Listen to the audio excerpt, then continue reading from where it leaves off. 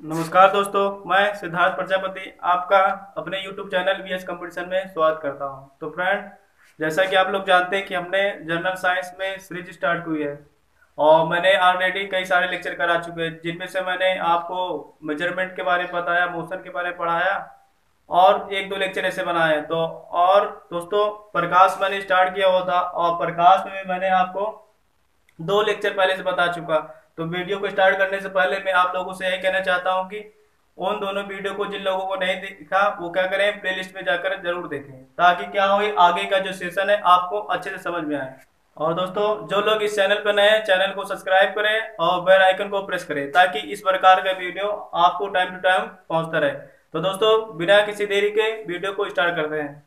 तो फ्रेंड, हम पढ़ेंगे आज प्रकाश। तो प्रकाश में मैंने आपको दो लेक्चर बताया, जिसमें मैं आपको प्रकाश का बेसिक बताया था, प्रकाश की डिफिनेशन थी और कुछ जो इससे वाला पॉइंट जो प्रतियोगी परीक्षा में पूछे जाते हैं मैंने सभी आपको बताया था। और इसकी जो घटनाएं थे मैंने कहा थे वन बाई वन क्या होगा, एक दूसरे को पढ़ेंगे। तो उसी में पहली घटना आज हम क्या पढ़ेंगे, प्रकाश का परावर्तन। और देखा जाए दोस्तों, ये प्रतियोगी परीक्षाएं या एकेडमिक जो लेवल की परीक्षाएं होती है, ये लेसन बहुत ही महत्वपूर्ण है। तो आप करिए क्या करिएगा, वीडियो को अंत तक देखिएगा, ठीक है। तो देखते हैं दोस्तों, प्रकाश का परावर्तन ये तो आगे की चीज है। इससे पहले क्या तो वो समझते हैं कि जब प्रकाश किसी सतह या पृष्ठ पर आपतित होता है, कि मान लेते हैं कोई सतह है और सतह पे क्या होगा, प्रकाश आपतित यानी कि सूर्य से या कोई जो वो प्रकाश स्रोत रहेगा वहां से प्रकाश का चलना स्टार्ट करेगा और इस सतह पे पहुंचेगा। तो उस सतह पे पहुंचेगा तो क्या होगा, या तो वो अवशोषित कर लिया जाएगा या पारित कर लिया जाए। तो पारित का मतलब होता है सतह से आर पार निकल जाए, या तो क्या होगा, प्रकाश परावर्तित हो जाएगा। तो इस बेस पे कई सारी घटनाएं होती है और इस पे कई सारे क्वेश्चन भी बनते हैं। तो आप क्या करिएगा, उसको देखिएगा। मान लेते हैं प्रकाश, सूर्य का प्रकाश है जो क्या हो रहा है, इस सतह पे आपतित हो रहा है। तो आपतित होने के बाद क्या, पूरा प्रकाश क्या अवशोषित कर लिया जाता है। जब पूरा प्रकाश अवशोषित कर लिया जाएगा तो उस वस्तु में, तो उस स्थिति में तो वो वस्तु हमको कैसे दिखाई देगी, काली, यानी क्या होगा, काला रंग प्रतीत होगा। पूछा जाता है क्वेश्चन, जब कोई प्रकाश किसी सतह में पड़ता और वह प्रकाश को क्या हो, जब वह सतह पूरा अवशोषित कर ले तो वस्तु कैसे दिखाई देगी, काली दिखाएगी। एक क्वेश्चन बनता है। और प्रकाश क्या हो, सतह से आर पार निकल जाए, कि मान लेते प्रकाश आया और ये कोई चिकनी सतह या पारदर्शी माध्यम होगा, सतह कुछ भी हो सकती है। ये केवल क्या होगा, अपारदर्शी वस्तुओं पर लागू होगा। अपारदर्शी जिसमें वस्तु क्या हो, जिस वस्तु में से प्रकाश आर पार न हो जाए तो उस कंडीशन में काली दिखाई। लेकिन अगर यहाँ पे पारदर्शी वस्तु रख दी जाए तो प्रकाश क्या होगा, इस सतह से दूसरी सतह तक चला जाएगा, यानी प्रकाश आर पार निकल जाएगा।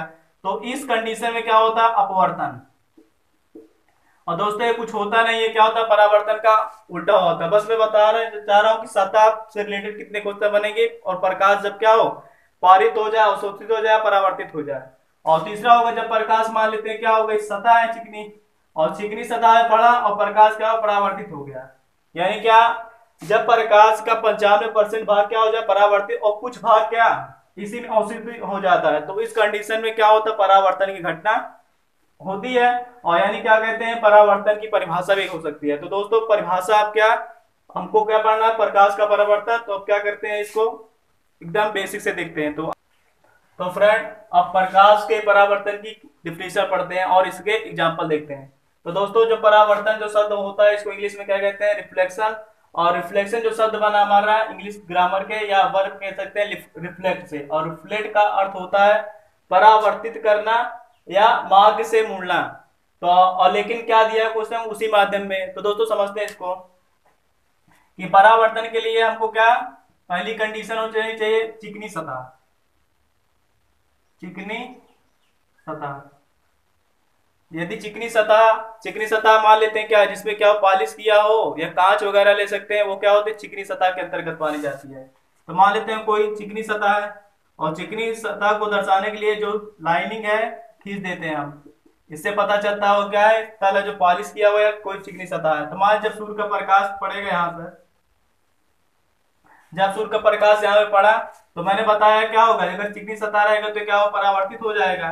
तो बस इसी डायग्राम पे परिभाषा है। और दोस्तों, आप क्या, प्रकाश जब पढ़ते हैं तो प्रकाश को डायग्राम से पढ़ा जाता है। अगर आप पूरी चीज अगर चित्र पे समझे तो उसमें कोई चीज क्या याद करने वाली चीज नहीं होती है, सब समझ में आ जाता है। तो दोस्तों, परिभाषा हमारी क्या है, एकदम तैयार है। जब सूर्य का प्रकाश किसी पालिशदार व चिकने तल पर पड़ता है तो उसका अधिकांश भाग क्या वापस लौट जाता है, देखो दोस्तों, मैंने बताया था प्रकाश का परावर्तन कब होगा, जब 95% से ज्यादा प्रकाश क्या होगा, टकरा कर वापस जाएगा और कुछ ही परसेंट क्या होगा, अवशोषित होगा, तो उस कंडीशन परावर्तन होगा। तो उसी वजह से परिभाषा है कि जब सूर्य का प्रकाश किसी पालिशदार व चिकने तल पर गिरता है तो उसका अधिकांश भाग उस चिकनी सतह से टकरा कर वापस लौट जाता है। तो प्रकाश के वापस लौटने की इस घटना को क्या कहते हैं, प्रकाश का परावर्तन। यानी कोई चिकनी सतह है और प्रकाश उस पर पड़े और पड़ने के बाद क्या वापस चला जाए, और इसी घटना को क्या कहेंगे आप, प्रकाश का परावर्तन। और परावर्तन अगर देखा जाए तो इसके कई सारे एग्जाम्पल मान लेते हैं कि एग्जाम्पल जैसे हम प्रतिबिंब का बनना पढ़ते हैं, इसमें प्रतिबिंब का बनना, प्रतिबिंब का बनना, अगर आप किसी चीज का इमेज देख रहे हैं तो इमेज का बनना किस पर संभव है, परावर्तन पे। यदि परावर्तन की घटना नहीं होगी तो आप क्या किसी वस्तु को स्पष्ट नहीं देख पाएंगे। यानी कोई भी चीज आप देख रहे हैं तो किसका एग्जांपल होगा, प्रतिबिंब का बनना। यानी प्रतिबिंब अगर कहीं किसी का बन रहा है तो हमेशा क्या होगा, परावर्तन के कारण होगा। और परावर्तन का उपयोग कहाँ करते हैं, प्रतिध्वनि में। जैसे प्रकाश का परावर्तन होता है और सेम चीज क्या, इसी के बेस पर क्या, ध्वनि प्रतिध्वनि, यही ध्वनि का भी परावर्तन होता है। आपने कहीं देखा होगा या कहीं एकांत जगह गए, वहां पे क्या पहाड़ है, तो ऐसा अगर लगता है आप यहाँ से बोलते हो तो उधर से भी लगता है कि कोई दूसरा व्यक्ति बोल रहा है, तो वो उस घटना को प्रतिध्वनि कहते हैं। वहां पे क्या होता है, परावर्तन का रूल लागू होता है। जैसे मान लेते हैं भूकंप तरंगों का,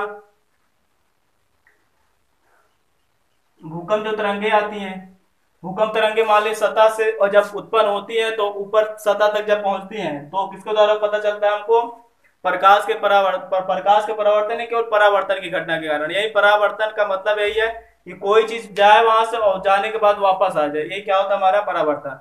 अब दोस्तों इस इमेज की सहायता से परावर्तन के कई नियम बनते हैं और कुछ क्या इसमें 3-4 पॉइंट होते हैं कि आपतित किरण क्या होती है, आपतन बिंदु क्या होता है, अभिलंब किसे कहते हैं, और इससे जो भी क्वेश्चन बनते हैं आइए उसको आगे देखते हैं। अब आइए दोस्तों परावर्तन संबंधित कुछ पॉइंट और परावर्तन के नियम पढ़ते हैं। तो दोस्तों आपने पता होगा प्रकाश जो निकलता है या उत्सर्जित होता है किसी स्रोत से होगा, तो मान लेते हैं कोई स्रोत है, या सूर्य मान लेते हैं, या वैद्युत बल्ब मान लेते हैं, कुछ भी मान लेते हैं, टॉर्च मान लेते हैं, क्या प्रकाश स्रोत है। तो प्रकाश स्रोत क्या चलना स्टार्ट करेगा तो क्या होगा, इस चिकनी सतह पे पड़ेगा। तो जो प्रकाश स्रोत से जो आने वाली किरण किरण है उसको क्या कहते हैं, आपतित किरण कहते हैं। और इस बिंदु पर पड़े और इस बिंदु पर टकराने के बाद क्या होगा, ये परावर्तित हो जाएगा, यानी जाने वाली किरण को क्या कहेंगे हम, परावर्तित किरण कहेंगे।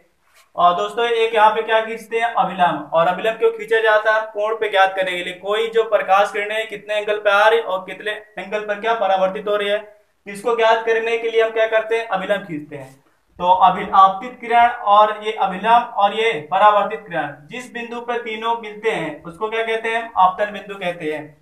ये हो गए पॉइंट। और कुछ पॉइंट यहाँ से बनते हैं, कभी कभी पूछ लेता है आपतन कोण किसे कहते हैं। तो आपतन कोण की परिभाषा क्या होगा कि आपतित किरण और अभिलंब के बीच, आपतित किरण और अभिलंब के बीच जो कोण बनता है उसको क्या कहते हैं, आपतन कोण। और आपतन कोण को हम किससे डिनोट करते हैं, आई से। आपतन कोण को किससे डिनोट किया जाता है, आई से। क्यों कि इंसिडेंट, आपतन कोण इंग्लिश में बोलते हैं इंसिडेंट एंगल, तो इसका ले लिए आई। और इसी तरह दूसरा क्वेश्चन बनता है कि अभिलंब और परावर्तित किरण के बीच जो कोण बनता है उसको क्या बोलते हैं हम, परावर्तन कोण। और परावर्तन का कोण को बोलते हैं रिफ्लेक्शन, मतलब एंगल ऑफ रिफ्लेक्शन, इसलिए इसको क्या लिखते हैं, आर से लिखते हैं। तो ये दोस्तों आपको पॉइंट रहने चाहिए। और ये दोनों क्वेश्चन पूछे गए हैं कि आपतन कोण क्या होता है और परावर्तन कोण क्या होता है। तो अभिलंब और परावर्तित किरण के बीच जो कोण बनेगा वो परावर्तन कोण होता है, आपतित किरण और अभिलंब के बीच जो कोण बनता है वो क्या होता है, आपतन कोण होता है। अब दोस्तों इसके नियम देखते हैं।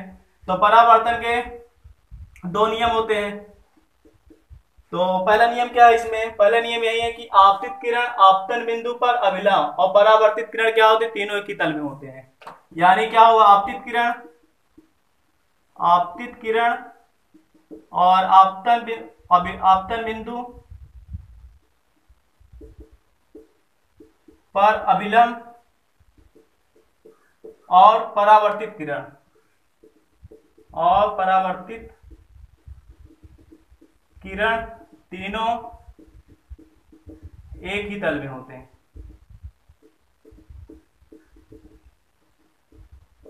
तीनों क्या होते हैं, एक ही तल में होते हैं। तो पहला नियम ये है कि आपतित किरण, इमेज से आप देखिएगा, आपतित किरण आपतन बिंदु पर अभिलंब और परावर्तित किरण क्या हो, तीनों की तल में होते हैं। ये आप क्या इमेज देख लिए तो अच्छे से आपको याद हो जाएगा। और दूसरा क्वेश्चन क्या बनता है इसमें, दूसरा जो नियम होता है कि जो आपतन कोण होता है वो किसके बराबर होता है, परावर्तन कोण के, यानी angle of incidence equal to किसका होगा, एंगल ऑफ रिफ्लेक्शन, यानी कोण आई बराबर हमारा क्या होता है, कोण आर। ये क्या थे, परावर्तन से संबंधित कुछ पॉइंट थे और इसके नियम। अब दोस्तों परावर्तन के प्रकार देखते हैं कि परावर्तन कितने प्रकार का होता है। तो फ्रेंड अब समझते हैं परावर्तन के प्रकार। तो परावर्तन देखा जाएगा दो प्रकार का होता है, पहला क्या होता है नियमित परावर्तन और दूसरा क्या होता है अनियमित परावर्तन। तो समझते हैं नियमित परावर्तन क्या होता है। तो नियमित परावर्तन के लिए क्या होना चाहिए, पहला कंडीशन सतह जो होनी चाहिए एकदम चिकनी होनी चाहिए, कि नियमित परावर्तन के लिए क्या होगा, सतह एकदम चिकनी होगी और जो किरणें आती हैं यानी जितने एंगल से आपतित होंगी उतने एंगल से क्या होंगी, परावर्तित, यानी क्या होगा, ये आपतित किरण समांतर किसके होगी, परावर्तित किरण के, इसलिए इसके एंगल पे क्या होता है आपस में बराबर, यानी कोण आई बराबर क्या होता है, कोण आर। और दूसरा इसी का अपोजिट क्या होता है, अनियमित परावर्तन। तो इसके लिए क्या चाहिए, पहले क्या खुरदरी सतह, और खुरदरी अगर सतह है तो जो आपतित किरणें आएंगी, मान लेते 60 अंश के आ रहे हैं, तो जरूरी नहीं है कि क्या 60 अंश पे ही परावर्तित हो जाए, 60 हो सकती है, 90 हो सकती है, 30 हो सकती है, यानी जितने पे आएगी उतने पे परावर्तित नहीं होगी। तो इस कंडीशन में क्या होता है, अनियमित परावर्तन। और ये आपतित किरण और क्या परावर्तित किरण क्या समांतर नहीं होती, इसलिए क्या लिखेंगे, कोण आई डज नॉट इक्वल कोण आर। तो ये दोस्तों हमारा क्या था, परावर्तन के प्रकार और परावर्तन के साथ देखा जाए तो समाप्त होता है। और परावर्तन से अगले जो टॉपिक होगा हमारा क्या होगा, प्रतिबिंब, यानी इसी में हमको थोड़ा प्रतिबिंब के बारे में पढ़ना है।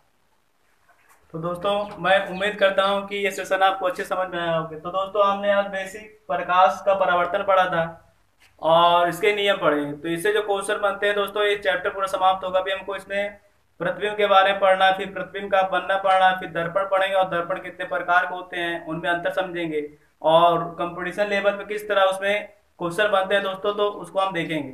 तो आज यहीं तक, कल हम क्या अपना अगला टॉपिक पढ़ेंगे प्रतिबिंब। और प्रतिबिंब से बहुत ज्यादा क्वेश्चन बनते हैं। सबसे ज्यादा प्रतिबिंब से जो पूछा जाता है प्रतिबिंब का बनना, कि वस्तु कहाँ पे कहाँ रखी जाए तो इसका प्रतिबिंब आभासी बनेगा, वास्तविक बनेगा, सीधा उल्टा, इस टाइप के जितने भी क्वेश्चन बनते हैं मैं आपको पूरी तरह से अच्छे समझाऊंगा। और दोस्तों तब तक के लिए क्या चैनल पे बने रहिए, वीडियो को शेयर करिए, लाइक कीजिए, और चैनल पे जो लोग नए होंगे सब्सक्राइब कीजिए। धन्यवाद।